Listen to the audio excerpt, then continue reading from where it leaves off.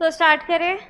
Yes, हम लोग का टॉपिक है वेयर हाउसिंग। वेयर हाउसिंग में अभी क्या देखा हमने, इसमें सेक्शंस लगेंगे हमको 57 टू 73A। ये एक फैसिलिटी है जो ट्रेडर्स और डायरेक्ट इम्पोर्टर्स है उनको दी गई है, बराबर। अगर आपने गुड्स मंगवाए हैं बट आपको कंट्री के अंदर तुरंत नहीं लाना है, थोड़े टाइम बाहर रख के रखना है, तो आप क्या फैसिलिटी यूज़ कर सकते हो, वेयर हाउसिंग का। करेक्ट। वेयर हाउसिंग का फैसिलिटी जो है ये अपने को विदाउट कस्टम्स ड्यूटी के पेमेंट पे मिलता है। क्या मतलब, without even paying the duty you can keep your goods over here, बराबर। यस। क्यों क्यों किया जा सकता है ये? अगर हमारे कंट्री में डिमांड कम है तो आप अंदर मंगवाने से बेटर बोलो कि गुड्स बाहर ही रखो, बराबर। इसके अलावा अपने पास पैसा नहीं है, वर्किंग कैपिटल इशू, तब अपन बोल सकते हैं कि जब पैसा आएगा तब अंदर मंगा लेंगे, ड्यूटी पे करने का पैसा नहीं है तो इसको क्या करो, वेयर हाउस में रखे रखो। और प्राइसेस कम है हमारे कंट्री में तो क्यों ही अभी मंगवाना है, स्टॉक करके रखो, बाद में बेचेंगे। अगर इतने गुड्स का रिक्वायरमेंट नहीं है, ज़्यादा आए हैं तो अपन थोड़े मंगवा लेंगे, थोड़े से रखे रखेंगे वेयर हाउस में, बराबर। स्टोरेज फैसिलिटी हमारे पास नहीं है तो हम रख के रखेंगे। Goods imported for sale at duty free shops. जब इंटरनेशनल एयरपोर्ट पे ड्यूटी फ्री शॉप्स होते हैं, उन पे अगर उनके लिए हम गुड्स इम्पोर्ट कर रहे हैं, उन पे वैसे भी कस्टम्स ड्यूटी नहीं पे करना है, तो आप क्या करोगे, वेयर हाउस में रखोगे और फिर उधर से डायरेक्टली ड्यूटी फ्री शॉप्स में डालोगे। अगर आप होम कंजम्पशन के लिए लेते थे और फिर इधर बेचते थे तो फिर पहले ड्यूटी पे करो, फिर उसका ड्यूटी ड्रॉबैक लो और ये सब करो, तो इतना एक्स्ट्रा करने से बेटर है अब वेयर हाउस में रख दो। बस वेयर हाउस में रखने का कुछ कंसिडरेशन है क्या, 3 times the amount of duty का हमको बॉन्ड बनाना पड़ेगा, बराबर। बॉन्ड में, बॉन्ड जो है ये जो है इसके 2 टाइप्स रहेंगे। हाँ, ये हम थोड़ी देर से देखते हैं, पहले ये रिवाइज करते हैं। फिर इसके बाद में हमने देखा जब ये अपने गुड्स आएंगे, जो डॉक्यूमेंट हम फाइल करेंगे वो है into bond bill of entry, बराबर, into bond bill of entry. इसके साथ साथ हम ये बॉन्ड फाइल करेंगे जो अपन ने अभी बोला, 3 टाइम्स का अमाउंट रहेगा, क्या ये, बराबर, to cover DIP, duty, interest, penalty. GST में हमने बोला टिप, टैक्स, इंटरेस्ट, पेनल्टी।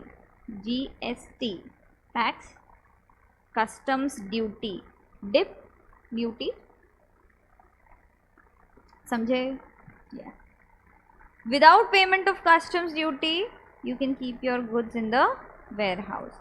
जब वेयर हाउस से गुड्स निकालेगा इंपोर्टर, उसको क्या फाइल करना पड़ेगा, ex bond bill of entry along with the customs duty, बराबर। कस्टम्स ड्यूटी इधर पे होएगा, क्या एक्सचेंज रेट होएगा, किस दिन का एक्सचेंज रेट होएगा, जिस दिन वो होम कंजम्पशन के लिए निकाल रहा है या जब आपने वेयर हाउस में फिल किया। आंसर इज जिस दिन होम कंजम्पशन के लिए निकल रहा है वो दिन का आप एक्सचेंज रेट देखोगे, बराबर, क्योंकि तभी कॉम्पिटिटिव हुआ वो अपने मार्केट में। पहले से अगर रेट लगा के रखोगे तो वो तो मार्केट में आया ही नहीं, तो पहले का रेट लगा के क्या करोगे, करेक्ट, ठीक है। फिर नेक्स्ट पार्ट देखें।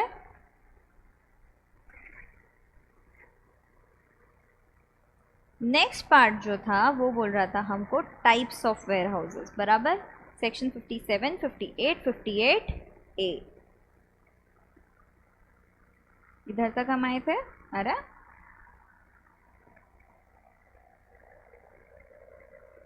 तो हम तीनों सेक्शंस को एक साथ देखेंगे, ठीक है। आप सिर्फ सामने देखोगे, अभी कुछ नहीं लिखोगे।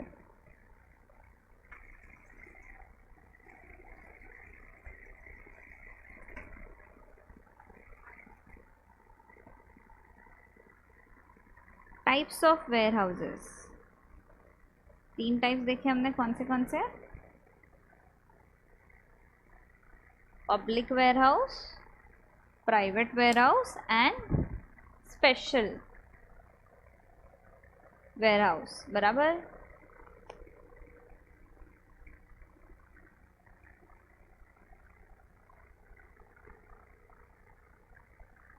सेक्शन बोलना।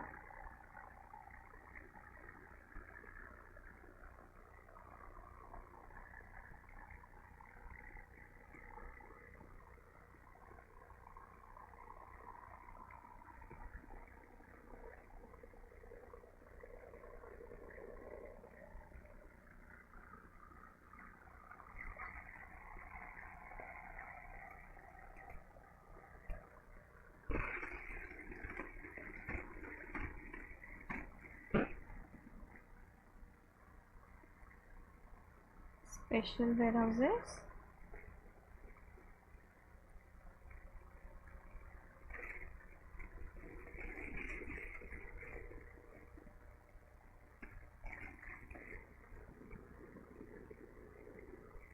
बराबर।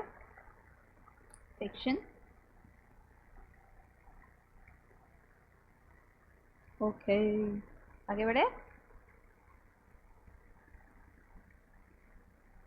पब्लिक वेयर हाउस मतलब जनरल पब्लिक के लिए ओपन है, कोई भी रख सकता है। तो ऐसा वेयर हाउस जहाँ पे कोई भी इंपोर्टर रख सकता है वो रहेगा पब्लिक वेयर हाउस। तो लिखते हैं अपन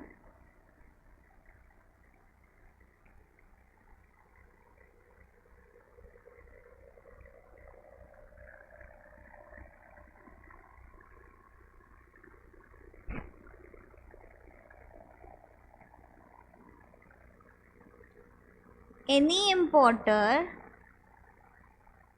can deposit their dutiable goods, बराबर।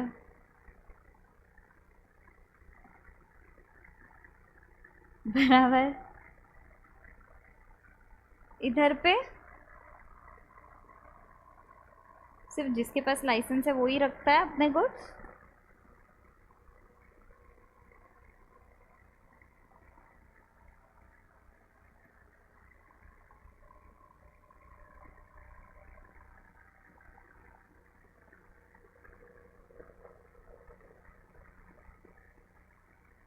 Only the goods imported by duty-payable goods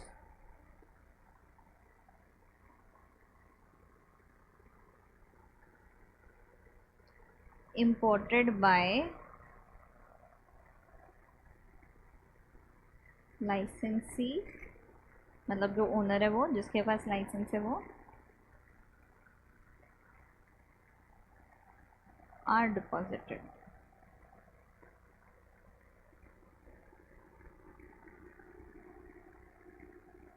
इधर पे हमने क्या बोला,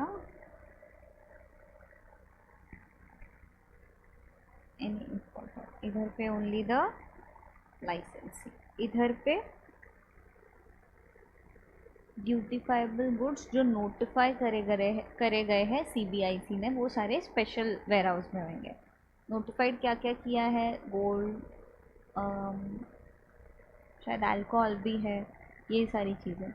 तो ये जो अगर आइटम्स नोटिफाइड में से है तो इसको आपको कहाँ पे रखना पड़ेगा, स्पेशल वेयर हाउस। एग्ज़ाम के लिए रेलेवेंट है क्या, क्या क्या आइटम्स नोटिफाई किए हैं? नहीं। नॉलेज पर्पज़ के लिए दिया है क्या हमको मॉड्यूल में? यस, हम पढ़ लेंगे उसमें से। ठीक है,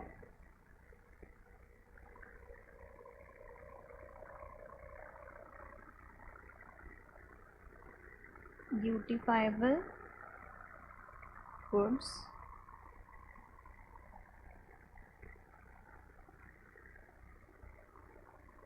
notified by CBIC may be deposited।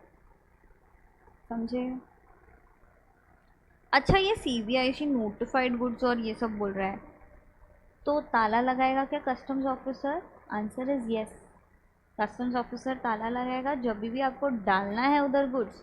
आपको ऊपर पीओ से परमिशन लेना पड़ेगा और डाल सकते हो, निकालना है तो भी पीओ से परमिशन लेके निकाल सकते हो। बाकी जगह पे ऐसा कोई कस्टम्स ताला लगाएगा क्या? नहीं। ठीक है, इधर पे कस्टम्स का क्या रहेगा, लॉक।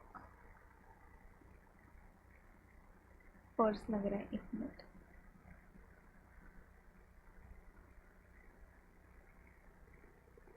राइट,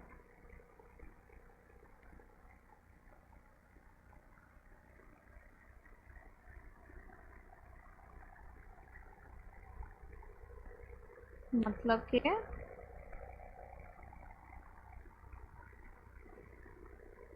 ईओ का परमिशन लगेगा,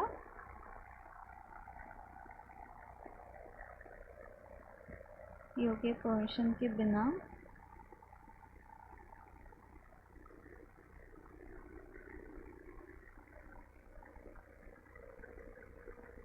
कोई गुड्स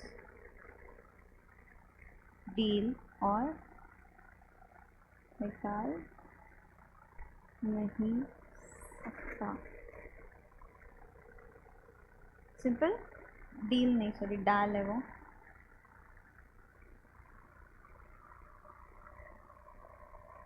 ठीक है,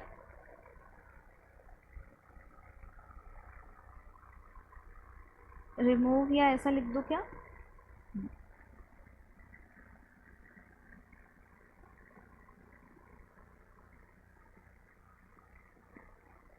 that is no one can put or remove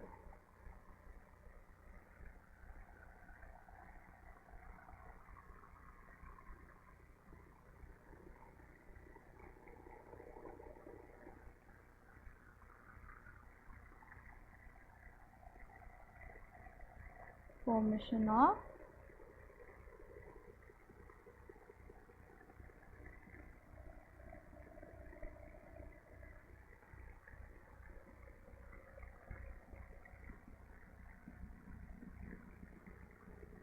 simple. इधर पे ऐसा कोई कस्टम्स ताला लगा रहा है क्या, सिर्फ रिकॉर्ड बेस्ड रहेगा, कब निकाला कब लाया एंट्री रहेगा, बराबर।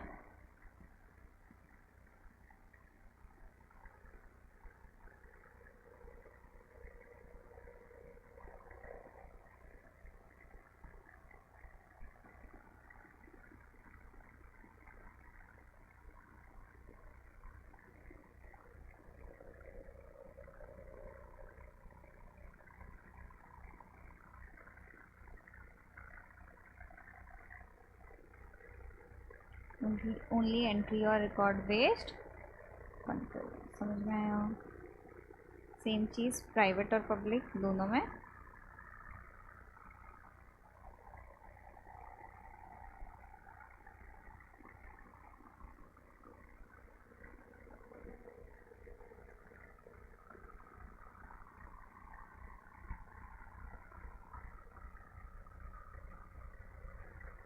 समझे, पक्का। अब एक क्वेश्चन है, हाँ आपको कुछ क्वेश्चन है क्या इसमें, और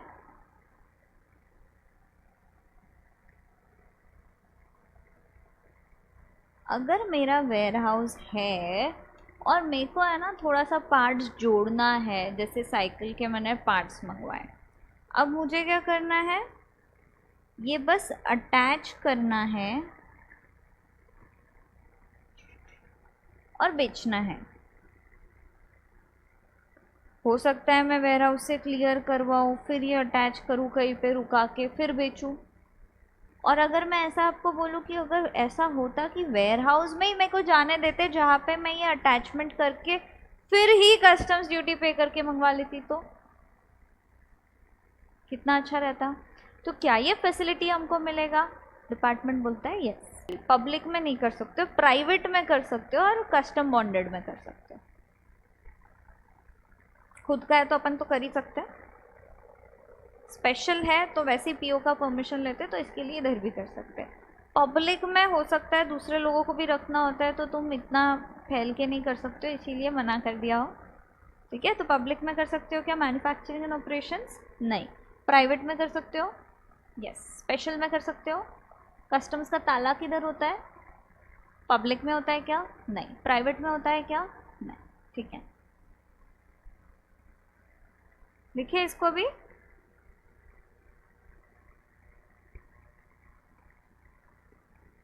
manufacturing and operations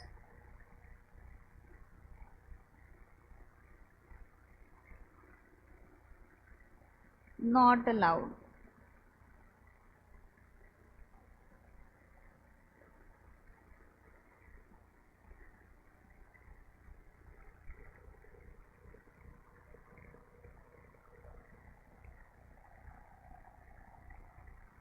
Manufacturing and operations allowed.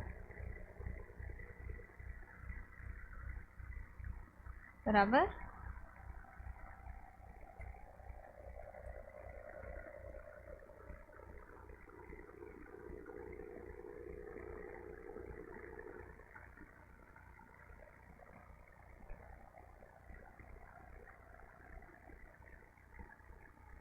समझे? पक्का? एक बार रीडिंग करें, फिर मेरा क्वेश्चन रहेगा. हाँ, आपसे आप सोच के आंसर करना.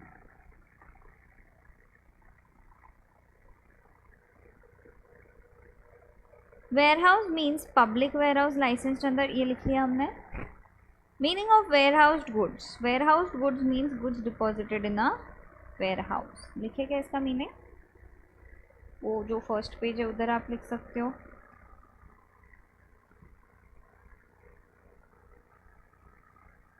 या जहाँ पे आपने ये बनाया है उधर पे भी लिख सकते हो, जहाँ आपको ठीक लगे.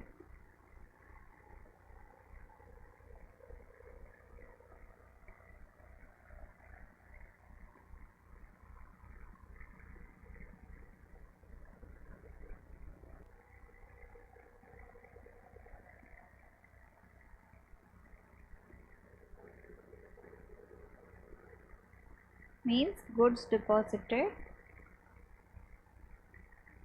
in a warehouse.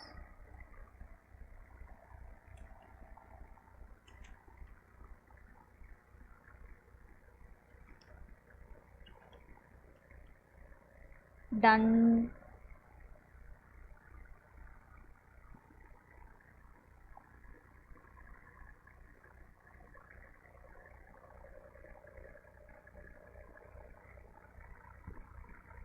Next part देखिए. A custom bonded warehouse can be established at any place in India if approved by the licensing officer. There are 3 types of warehouses. Dish. Done. इधर पे हेडिंग लिख लो. अगर आपने ऊपर types of warehousing दिया है तो मार्जिन के ऊपर लिख लेना, और अगर नहीं दिया है अभी तक कुछ भी तो स्टार मार्क करके लिखना, साथ साथ लिख सकते हो. A custom bonded warehouse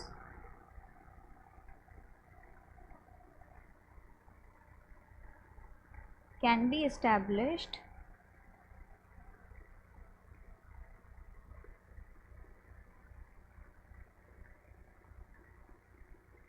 at any place in India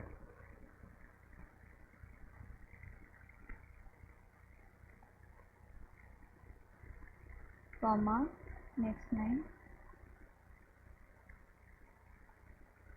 if approved by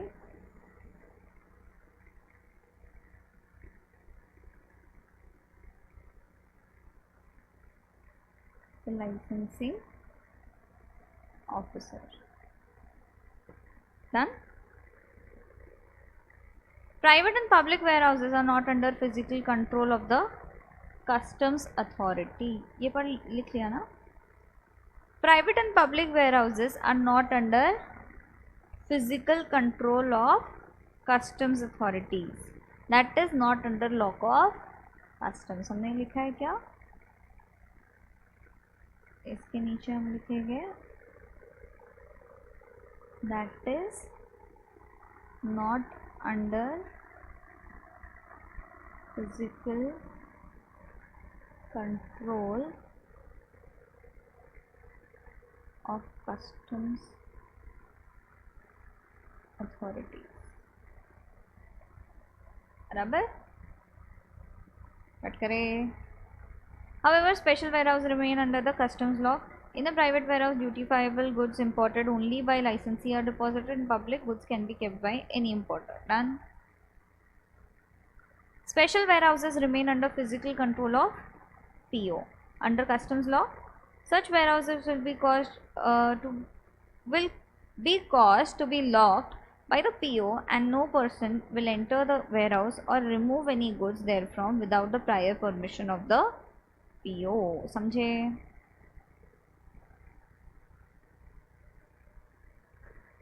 Nobody can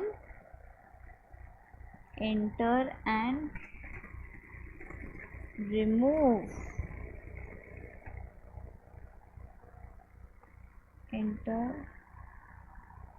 और रिमूव. यस, जा ही नहीं सकते हो आप. Only the dutiable goods notified by CBIC may be deposited in.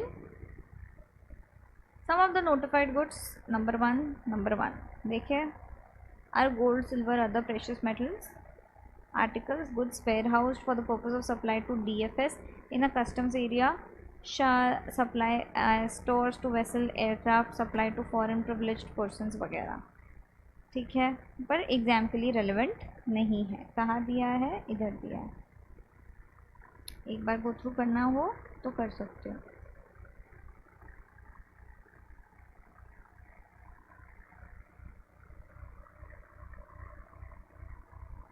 Done.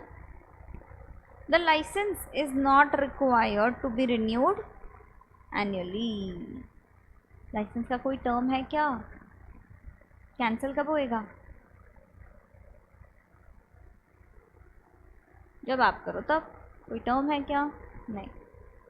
Further it can not be transferred because it is not transferable. समझे? जिसको मिला है बस वही कर सकता है. MIDC का एरिया जैसे ट्रांसफ़र करते हैं हम वो लाइसेंस, ये ट्रांसफरेबल है क्या warehouse? No. And valid till its cancellation और surrender. Licence would be cancelled on written request of licensee. तीनों के समझे? तो इधर हम नोट लिख लें.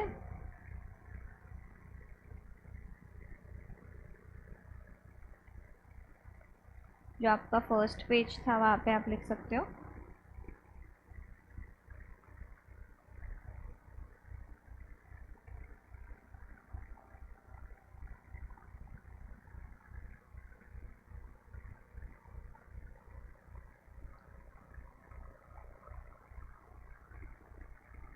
It can be cancelled any time by the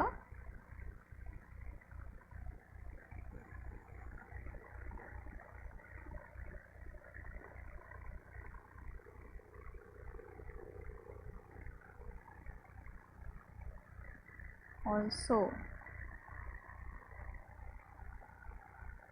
warehouse license is not transferable.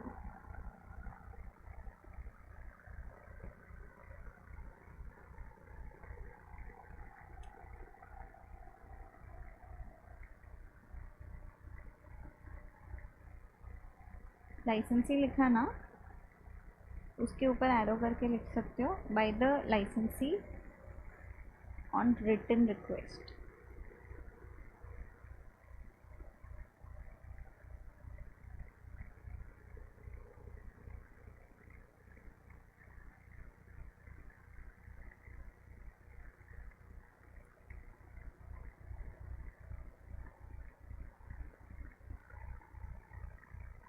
Done.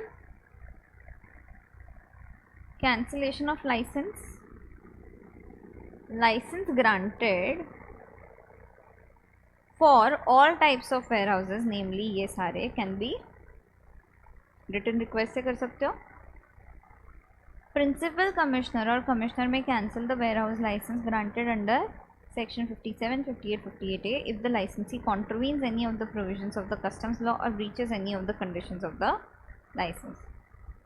एक तो खुद से करो अप्लाई, तो ये भी कर सकते हैं क्या cancel? Yes. Before cancellation, the licensee shall be given an opportunity of being heard. तो अपने चार्ट में लिखे ये चीज़ भी, it can be cancelled at any time by the licensee.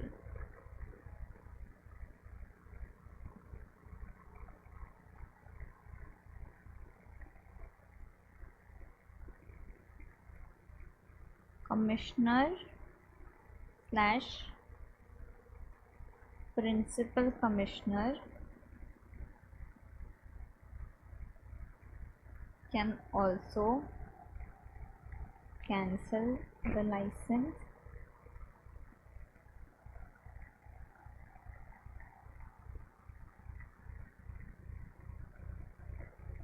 for contravention of any provision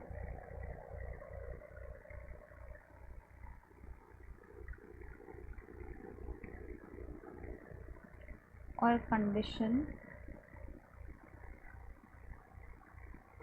by licensee.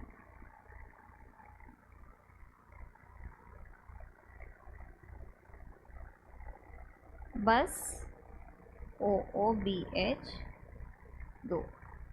Yes.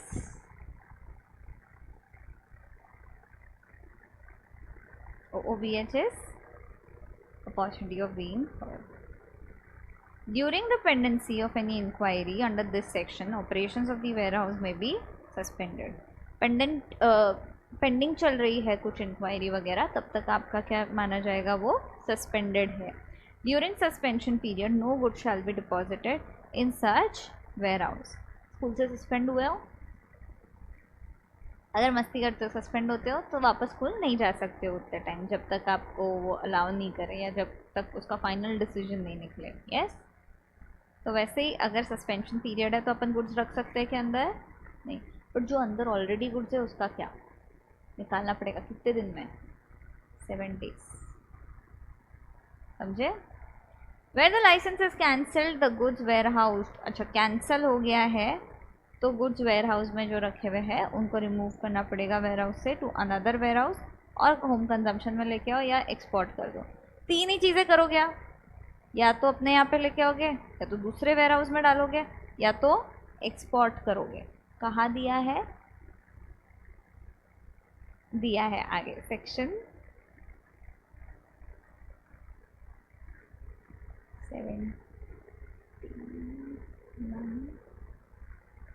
67, 68, 69. Removal of goods from the warehouse. The warehouse goods can be removed from the warehouse for any of the following 3 reasons. Transfer from one warehouse to another, clearance for home consumption and clearance for export. बराबर, इधर दिया है.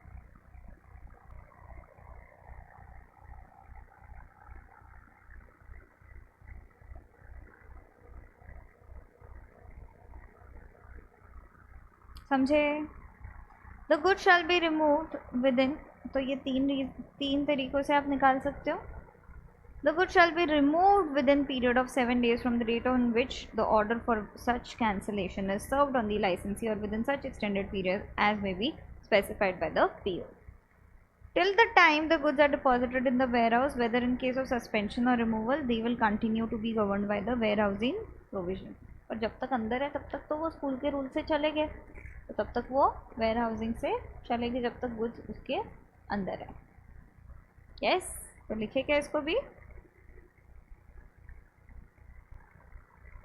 हाँ, बस opportunity of being heard they दो. Correct. Next part.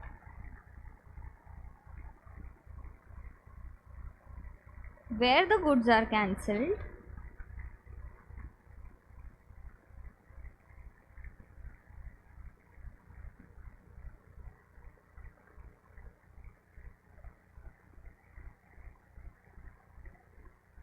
तो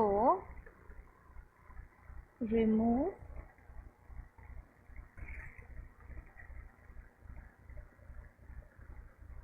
and transfer, नहीं एक मिनट, where the goods थोड़ी ना, license is cancelled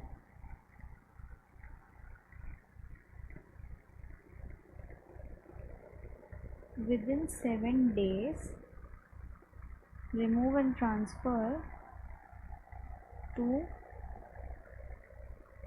another warehouse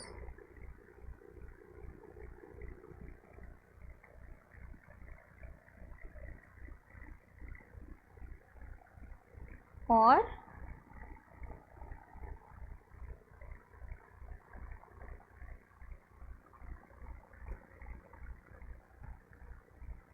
clear for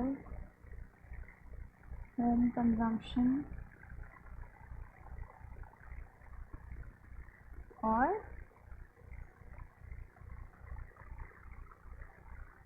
तो कितने दिन में करना है? 7 दिन में। समझे?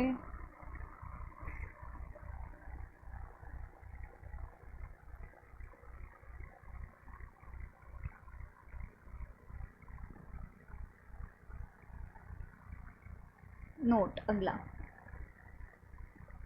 पर जब तक गुड्स वेयरहाउस में है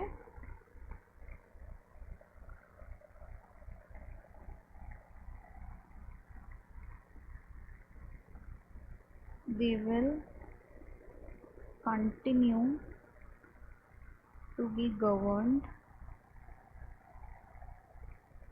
by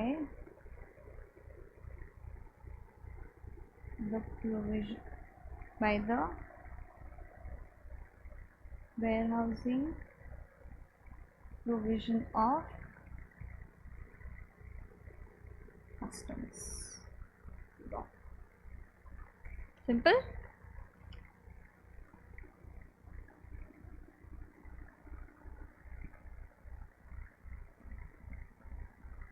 अब बना सकते हो आप ये टेबल।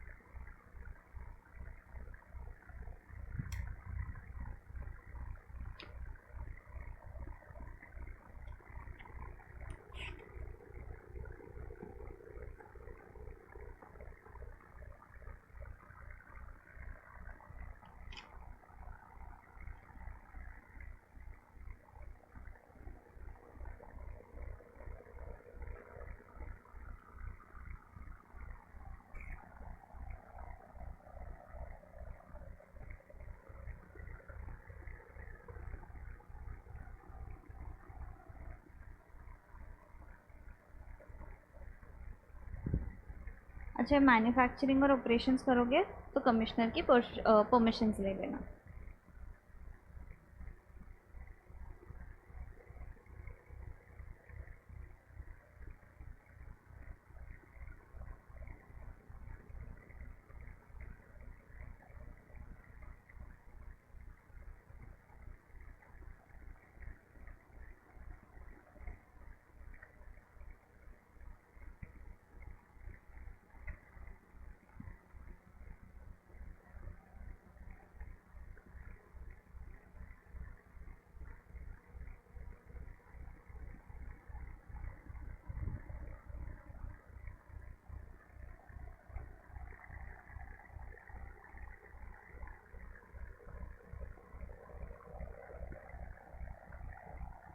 हाँ,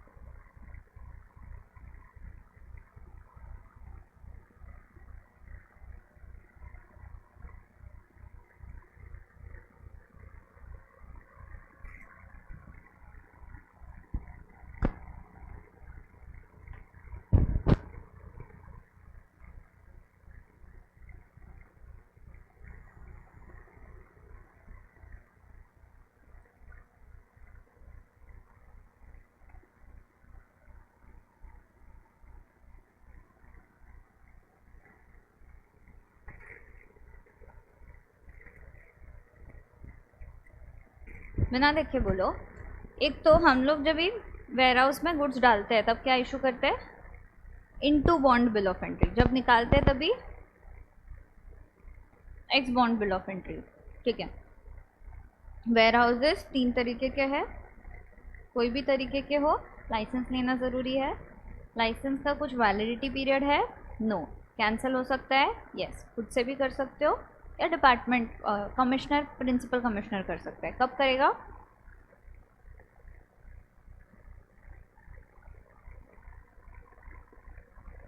जब आप कोई भी प्रोविज़न कॉन्ट्रावीन करते हो, बराबर।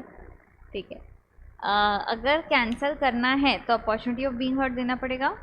अच्छा, कैंसिलेशन के बाद हमको कितने दिन में रिमूव करना है?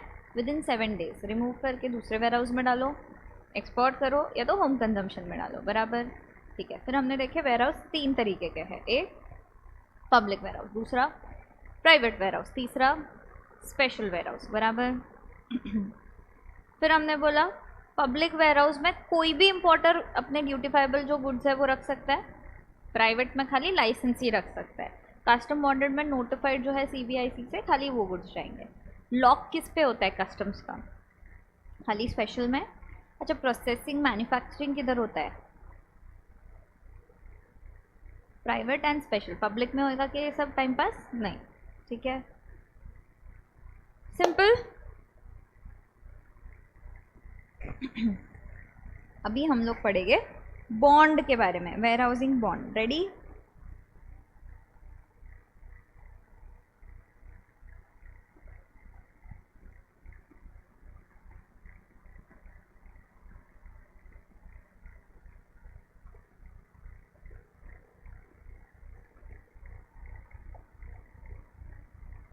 तो वेयर हाउसिंग बॉन्ड जो हमने देखा, कंसाइनमेंट बॉन्ड, जो कितना होना चाहिए?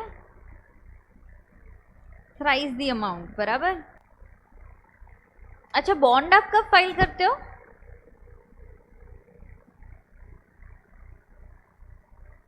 Into bond bill of entry के टाइम, बराबर। तब अपन बॉन्ड देंगे, एक्स बॉन्ड के टाइम अपन ड्यूटी पे करेंगे। Very good.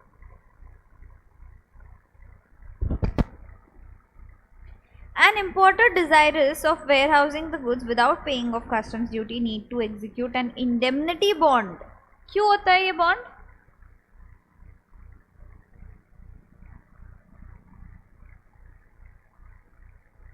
काय का रिस्क?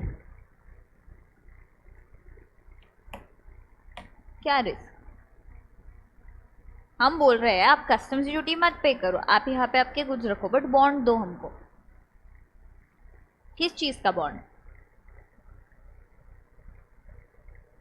हाँ ना, किस चीज का? क्यों ले रहे हैं हम ये बॉन्ड, सिक्योरिटी वगैरह, बराबर। तो कस्टम्स ड्यूटी जो है उसका, पेनल्टी अगर कुछ है तो उसका, इंटरेस्ट अगर है तो उसका, इसके ऊपर का जो भी अमाउंट बन सकता है उस सब के लिए हम बॉन्ड लेंगे। तो हम बॉन्ड क्यों लेंगे? To indemnify ourselves from the loss, अगर वो भाग गया या कुछ हो गया तो, बराबर। Yes, very good. Importer is required to execute the bond for the goods in respect of which into bond bill of entry has been presented and assessed to duty. An importer executing bonds binds himself to comply with all the provisions, बराबर, to pay on or before the date specified in the demand notice all duties and interest, duties, interest and penalties. DIP आ गया क्या वापस से अपना? तो dip plus comply करेंगे हम ऑल दी प्रोविजन से, correct. Consignment bond, the bond can be executed in respect of a particular consignment और it can be a general bond. तो बॉन्ड के अपन क्या 2 टाइप्स देख रहे हैं इधर, एक है कंसाइनमेंट बॉन्ड, दूसरा है जनरल बॉन्ड, बराबर। To cover the duty on the goods to be imported by the person during a specified period.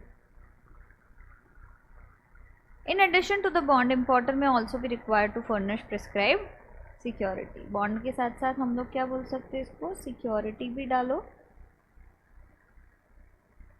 बराबर। मे बोला है इसलिए हमने और भी डाला है, बराबर। इसको नीचे ले लेंगे आप, इधर ले लेते हैं, एंड और सिक्योरिटी, बराबर।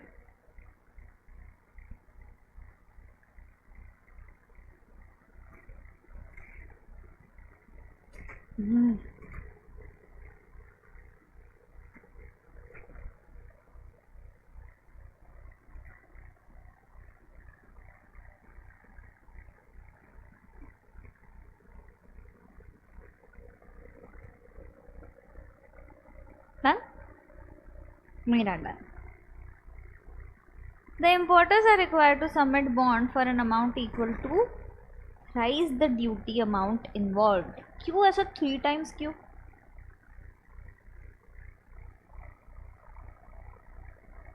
छोट पहुँचे बराबर। प्लस एक चीज़ समझना, एक तो आपका कस्टम्स ड्यूटी आपको पे करना है, तो ड्यूटी का अमाउंट 100%, कहीं कहीं पे पेनल्टी 100% है, तो वो पेनल्टी कवर करने के लिए और 100%, जो इंटरेस्ट वगैरह का पार्ट है उसके लिए बचा हुआ है, समझे? The rationale behind being that the importer's potential liability can extend to duty plus a mandatory penalty of 100% as well as fine and interest, समझे? तो ये जो बॉन्ड बनाओगे आप, बॉन्ड का अमाउंट कितना रहेगा? 3 times the duty.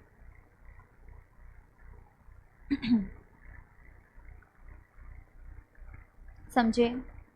ACDC of customs may permit an importer to execute a general bond of such amount as may be approved in respect of warehousing of goods to be imported by the importer within a specified period. General bond एक specified period के लिए रहेगा।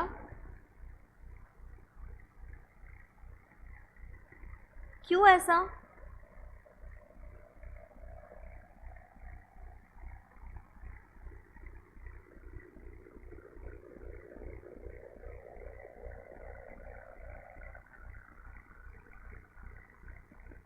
सोचो, अगर मेरा रोज़ का काम है इंपोर्ट एक्सपोर्ट करने का, मतलब बहुत फ्रीक्वेंटली मैं ये कर रही हूँ, बराबर, तो क्या मेरे लिए ये फीजिबल है कि मैं हर बार अलग से बॉन्ड बना के दूँ तुमको कि चलो अभी हमको वेयर हाउस में रखना है?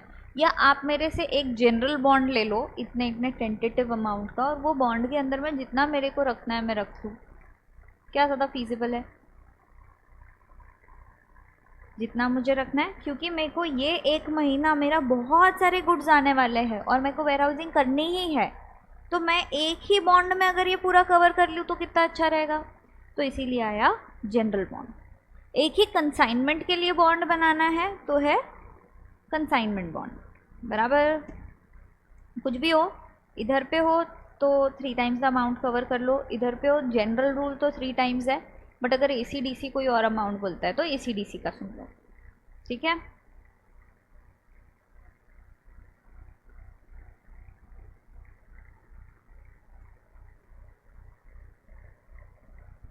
The bond amount is determined by Assistant or Deputy Commissioner of Customs having regard to past import warehouse and the duty involved in such consignments, anticipated imports and expected revenue involved. ACDC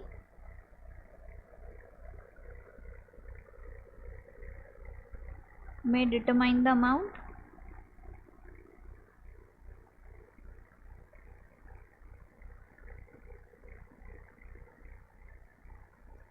based on past experience और जो forecast है, anticipated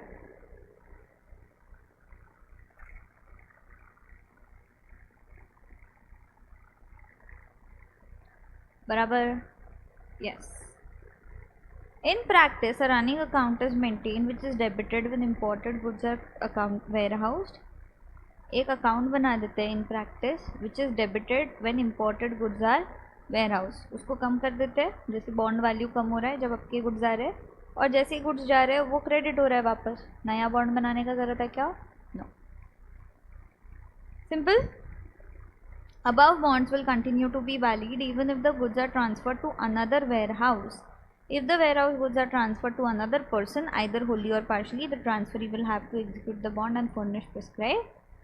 अगर आप खुद एक से दूसरे ware house में डाल रहे हो ये बॉन्ड वैलिड रहेगा, बट आप किसी और को ट्रांसफर कर रहे हो तो उसको अगर बनाना है तो उसको अलग बनाना पड़ेगा. ये तो कॉमन सेंस है. बढ़े आगे.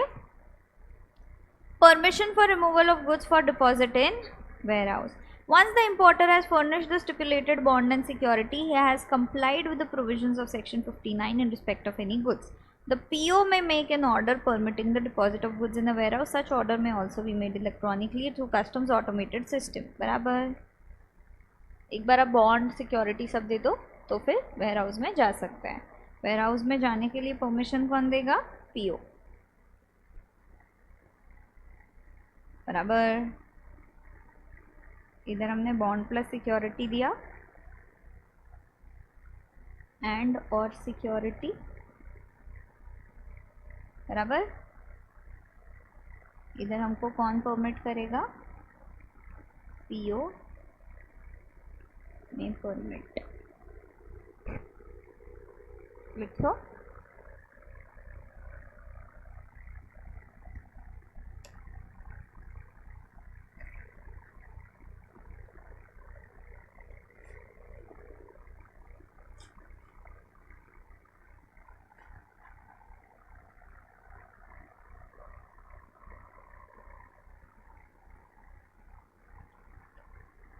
सिंपल. अब पीरियड वाला पार्ट हम थोड़ा रुक के देखते हैं. एक क्वेश्चन है जो अपन ने इधर देखे कि मैन्युफैक्चरिंग और ये सब अपने वेयर हाउस में हो सकता है. बराबर. तो उसके बारे में देखते हैं, फिर मैं आपको वो क्वेश्चन पूछूंगी. ये भी लिखना है ना आपको बॉन्ड का पार्ट.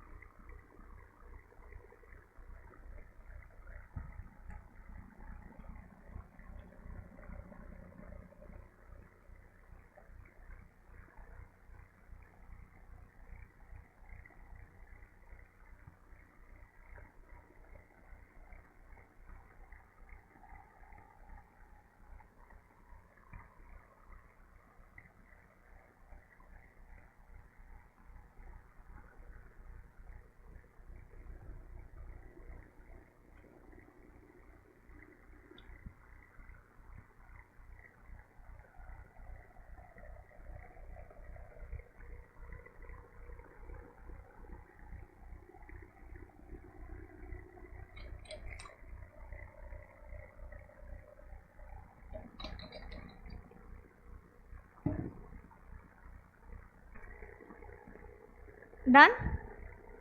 अभी एक क्वेश्चन है. हाँ, हमने बोला मैन्युफैक्चरिंग और अदर ऑपरेशंस तो अपन करेंगे अपने कंट्री में, बट उसके पहले मुझे बताओ कि ये अपना कंट्री है. अगर कोई गुड्स आ रहे हैं वेयर हाउस में है, जब कंट्री के अंदर एंटर करेंगे तब कस्टम्स ड्यूटी लगेगा। जब इधर वेयर हाउस में आ रहे हैं तब कस्टम्स ड्यूटी लग रहा है क्या? नहीं। अब अगर मैं बोलूँ वेयर हाउस से ही मैं बाहर के बाहर बेच रही हूँ, एक्सपोर्ट कर रही हूँ, क्या मुझे कस्टम्स ड्यूटी लगेगा? Answer is no. जब मैं उसको होम कंजम्पशन के लिए यूज़ करूँगी खाली तब मुझे कस्टम्स ड्यूटी पे करना पड़ेगा। क्लियर है? 100%। ठीक है।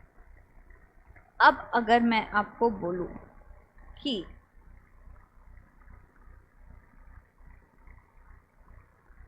मैन्युफैक्चरिंग के बाद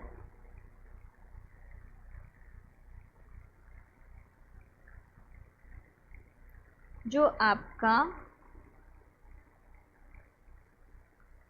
फिनिश गुड्स जो है वो तैयार हुआ, ठीक है, फिनिश गुड्स आपने किया एक्सपोर्ट, या तो एक्सपोर्ट करोगे नहीं तो क्या करोगे? Home consumption.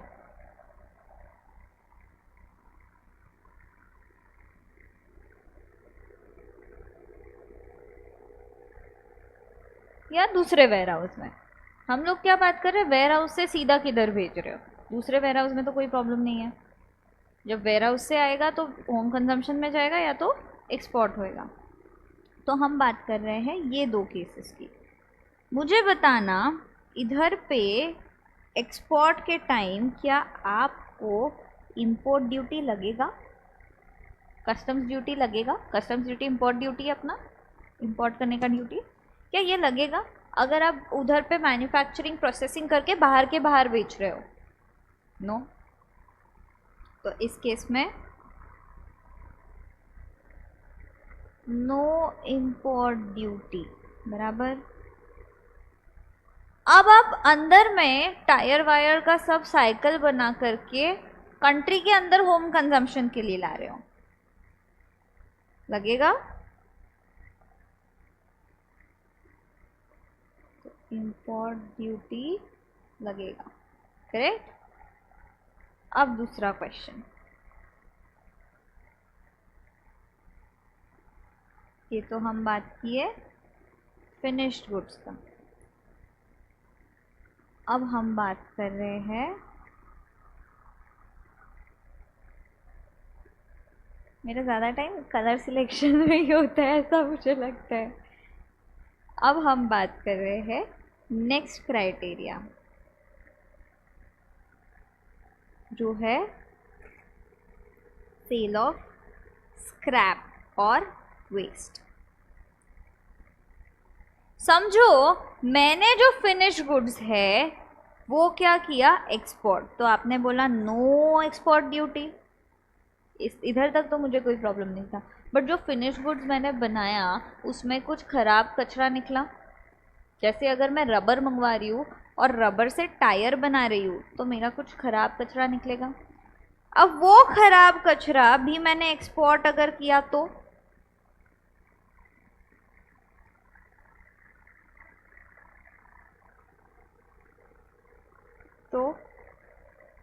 इंपोर्ट ड्यूटी लगेगा? नहीं। मैं फिनिश गुड्स टायर के साथ साथ टायर भी जब बाहर बेची तो मेरे को कस्टम्स ड्यूटी नहीं लगा क्योंकि मैंने इंपोर्ट ही नहीं किया। अब जो इसका छोटा मोटा कचरा है वो भी मैं बाहर बेच रही हूँ तो मेरे को कस्टम्स ड्यूटी लगेगा क्या? वेस्ट के ऊपर भी नहीं। ये भी अगर मैंने एक्सपोर्ट करा तो नो इंपोर्ट ड्यूटी। बट अगर मैंने यही चीज़ होम कंजम्पशन में यूज़ किया तो जो वेस्ट है मैंने इधर पे बेचा होम कंजम्पशन में तो इंपोर्ट ड्यूटी लगेगा क्या वो वेस्ट के ऊपर? Answer is yes, very good. पर किस चीज़ का रेट लगेगा? वेस्ट का लगेगा, मेन प्रोडक्ट का लगेगा? आंसर इज वेस्ट का लगेगा। मेन प्रोडक्ट इधर आया था क्या? इधर क्या आया? खाली कचरा, बराबर। अगर मेन के साथ आता तो बात अलग है। तो फिर मेन का लगता था, वो भी अपन देखेंगे। बट वेस्ट आ रहा है अकेला, हमको तो पता ही नहीं मेन प्रोडक्ट क्या है, किधर गया, कैसा हुआ, एक्सपोर्ट हुआ, तो हम किसका लगाएंगे इम्पोर्ट ड्यूटी? वेस्ट का।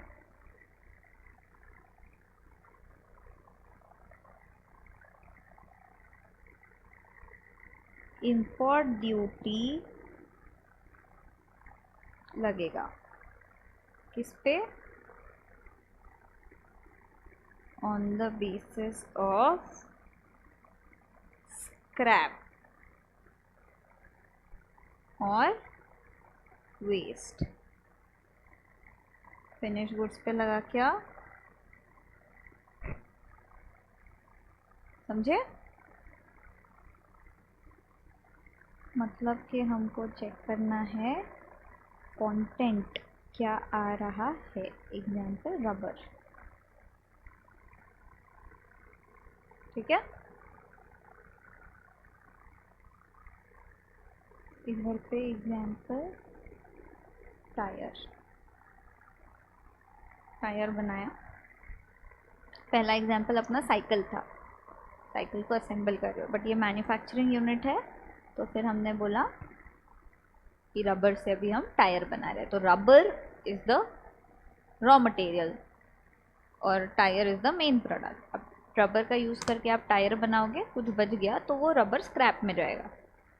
यस चलो, होम कंजम्पशन में हमने देखा इम्पोर्ट ड्यूटी लगेगा। अब इसमें भी तो एक टाइप बनेगा, बराबर, सेल ऑफ स्क्रैप और वेस्ट।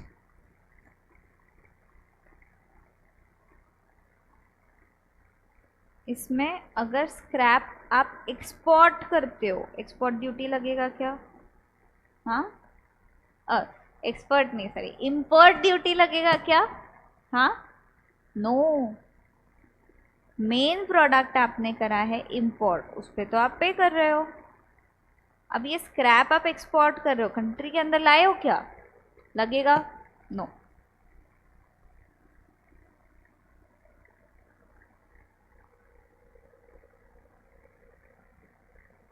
कभी भी नहीं लगेगा, ठीक है। और अगर आपने होम कंजम्पशन में यूज़ किया है तो लगेगा। किसके बेसिस पे लगेगा? मेन प्रोडक्ट पे इम्पोर्ट ड्यूटी लग रहा है, कचरा भी कंट्री के अंदर आ रहा है, अभी मेन प्रोडक्ट पे। वेरी गुड, मेन प्रोडक्ट के रेट से।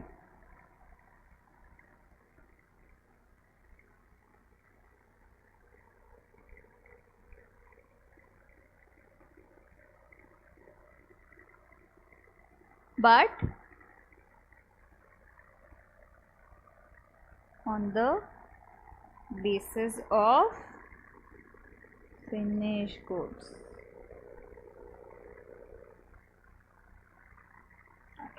समझे? सिंपल। ये हो गया आपका नेक्स्ट कॉन्सेप्ट।